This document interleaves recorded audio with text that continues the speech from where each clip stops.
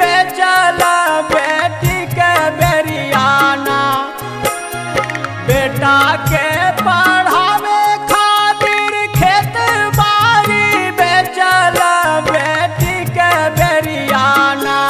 पापा जी नाम मोना लिखवाला बेटी के बेरियाना।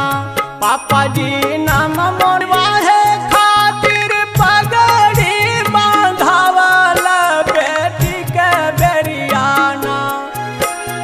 बेटा के विवाहे खातिर पगड़ी बांधावाला बेटी के बेरियाना।